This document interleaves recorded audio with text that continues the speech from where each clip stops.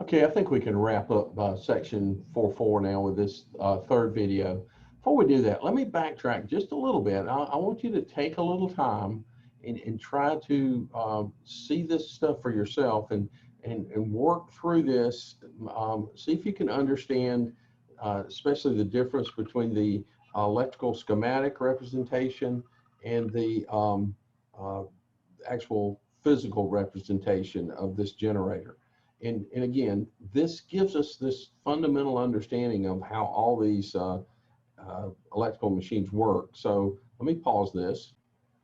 Okay, I want you to take a little time, just try to see if you can figure this out. I mean, it's not really something that I can sit here and explain it to you in the micro detail. I just kind of want you to see what you can take from this, and that you can see that this is, a particular coil here, right? That this is a coil, and here's the two sides of this one coil, and they're laid into slots, and this is how we represent this as electrical schematic, right? And let's just focus on this one coil A, right?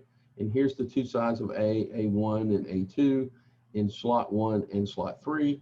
Physically, that makes no sense as it's laid out, but electrically, we can definitely see what's going on. We can see how the sides are connected to commutator segments A and B, and just think about that circular commutator, and it's sliced into segments. Originally, we had 2, and now we have 4, for 4 coils. Now, take that same idea, and I want you to try to see if you can see that same thing physically in the physical construction. So here's one side of coil A, here's the other side of coil A. Notice how it's connected to the same commutator segments. So one's an electrical representation and the other is an actual physical representation. All right. We don't need to be designers of DC generators. We don't need to go into that detail on this, but I do want you to understand what's going on internally. Why is so it's going to help you immensely when we go to troubleshoot or decide if we've got the right machine for the right application, so forth and so on. Okay. And again, that idea of one side of the coil lays on top and the other side's on the bottom, and these slots that are cut into this armature.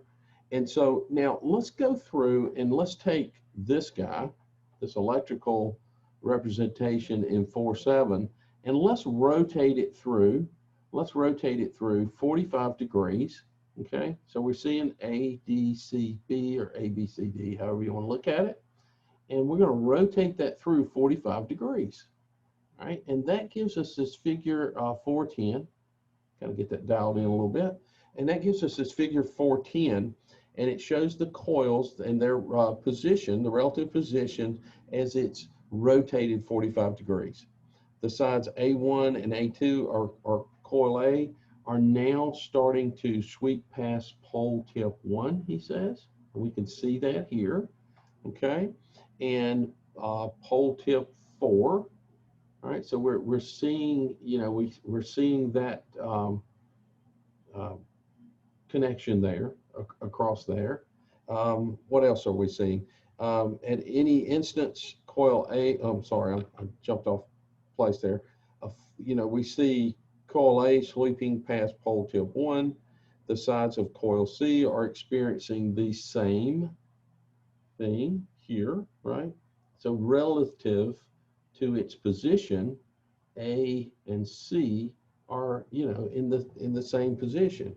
And consequently, there are voltages induced on coil A, and we're going to represent those with an E sub A. All right, so here's that coil, here's the two sides, and here's the voltage that is actually being generated on the coil now because it's actually coming under one of the pole tips across there. All right, so same thing with coil C. And the other thing he says is notice that coil A is moving down and coil C is moving up across this same magnetic field, which would have lines that would go in that direction.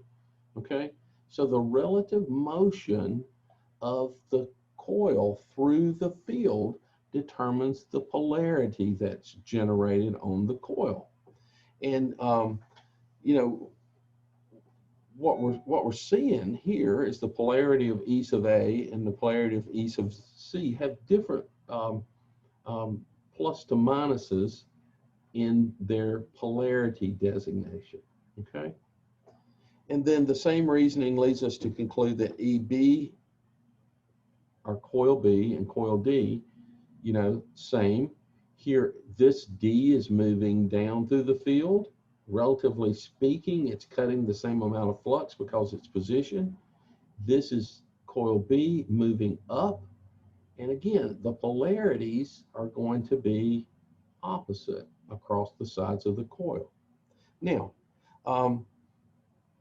consequently, if we look at this and we think about what's going on, he shows us this on page 75, that E sub A plus E sub B plus E sub C plus E sub D, they would all cancel each other out. The sum of each one of those would be 0 at all times.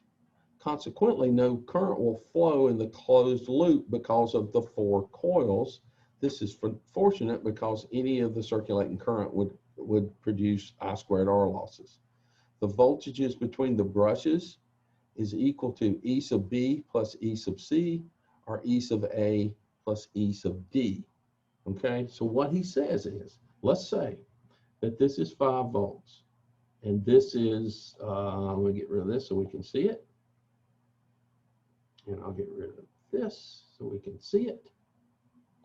So let's say that the voltage on E sub D is 5 volts. The voltage on E sub A, since it's in the relatively same position, would also be 5 volts. Now, anytime I have DC sources and they are in series like this, and say this is E sub A and this is E sub D, right? Minus to plus 5 volts, minus to plus 5 volts. That's what we have here and here. So what I'm going to see between X and between Y would be the sum of those 2 voltages, or 10 volts. Now, I'd also see that same thing for E sub B and E sub C on the other side. And you know, so, but the actual voltage that's generated between the brushes is still going to be 10 volts. What the additional coils do, they actually give us more current, and we'll talk about that more later. But I just wanted you to see that, you know, as you know, representing what's going on here.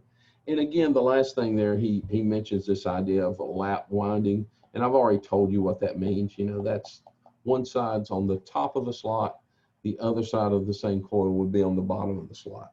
Okay, now I know that leaves a lot of open questions up to this point, and we're going to get to all those as they come up. But again, you know, now we're starting to get this sort of basic understanding of what's going on with this DC generator.